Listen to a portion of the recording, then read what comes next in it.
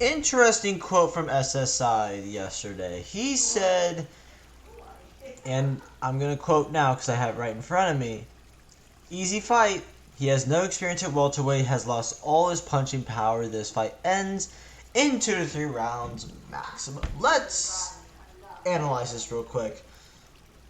The first thing is he's wrong about the experience because, I mean, guy fought Vet Davis in Matchroom, won the welterweight title. I think that's kind of important, right? Yeah, it's important because it's 100% important because that's a huge fight. You get your experience at middleweight, at welterweight. You may think he's not good, but guy's a damn good fighter. Vet Davis gonna be 1-0-1. That maybe 1-1-1.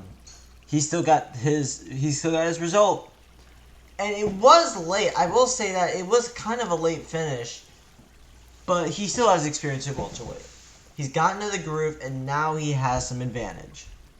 Technical knockout. He's a world champion. You're not. Is he a world champion? Is SSI a world champion? I thought he was a combo too. I guess he's not. But now you say he's lost all his punching power. I didn't see the Vet Davis fight. Maybe he has seen something I didn't. I don't think Jakub lost the power. And then he says, this fight ends in 2 to 3 rounds maximum. That I 100% agree with. This fight is not lasting more than 2 rounds, ladies and gentlemen. This fight is going to be over by the 3rd. Let me tell you why. Jakub Bienkowski possesses some of the greatest power the middleweight division has ever seen. If he gets that down to welterweight, he is going to win this fight. Now, SSI is a problem. This guy lands power shots as if they're technical. He can blend technicality with knockout power in any day of the week. He can study, he can analyze you, bam, you're done. 3 rounds. What if this fight goes to 5 rounds? That's the weird thing, because these guys don't finish their fights late. And that was a big test for Jakub. He went to the 5th round, he ended up securing a victory. I don't think any of these guys have really been tested past the 5th round that much. So that's going to be a big concern in my opinion. I think now, this fight's not going past round 3. It's concerning to me because if both guys are going to go past, depending on the winner of this fight, Cruzaro has no problem going to the 8th round and just picking you apart the entire fight. That's my main concern there. But I 100% agree with SSI on that statement. There's absolutely no way this fight is reaching past round 3. If it gets past round 2, I'm going to be amazed. Because both guys possess great knockout power and they have amazing flurry ability. They can throw 7 combos off the bat in 10 seconds, easy, flat. They know how to keep their stamina up while being very, very aggressive. Both guys are pressure fighters. They will try to knock you out. Now, as for who's going to win the fight, it's very interesting. Because I think SSI is wrong. One thing, but he's right on 2 other things, and it may be very significant. If Jakub lost the punching power, that is a huge disadvantage. Because he has to end this fight quickly. He needs to land the power shots. He's moving down the welterweight, guys. That's very difficult to do. If he can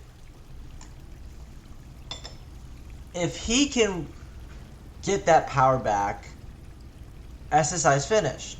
If he doesn't, he's finished. That's the main argument here. And it's one of the things I'm stumped on is whether or not this is going to happen. And I think it's also good to look forward. Let's say he manages to drag out the win without getting him out in the 3rd round. Well, then Cruzaro has nothing to fear. He knows that there's no fear of the great right overhand. I may be exaggerating a little bit, but I think it's also something to be concerned about. Both these guys are world-class fighters. They're the 2 best welterweights in the world, not named the Golden Boy. And they're about to perform. They're going to perform a big fight in Tokyo. It's not going to last more than 3 rounds. 100% guarantee. I'm going to say it a few more times. It's not going past 3 rounds, boys. If you're cashing in for a decision and it does go to decision, you are the biggest payout winner of all time. Plus 7,000 on this going to decision. And it's because both guys aren't afraid. They will go at each other and they will try to beat the hell out of each other. Immediately. Game plan goes out the window at this point. If one of them I think the winner is whoever lands the first knockdown. In my opinion. Because both guys are not going to block. They're just going to go at it. This is my prediction. It will either be SSI dominating, or it will be Jakub putting him on the ground over and over again. The question is, who's going to be the dominant fighter? I don't think this is going to be back and forth. I think this is going to be a massacre on one side or another, and we don't know who yet. We don't know who's going to land that first shot that's going to demoralize the other guy into losing. That's what this fight's all about, guys. It's the first punch landed. It's the first knockdown landed. It's the first power shot landed. Who is going to win the fight? Technical power or pressure power? SSI's amazing technical power to knock people out and his veteran style of the weight class, or what we've seen from Jakub Bienkowski before, which is some of the most methodical fighting we've ever seen. You got a guy moving down a weight class with the veteran of the weight class. I would tend to trust the veteran of the weight class to decide whether or not he has that power in the welterweight division. I could be wrong, and Jakub could be possessing some dynamite in those hands that could end up ruining someone's night.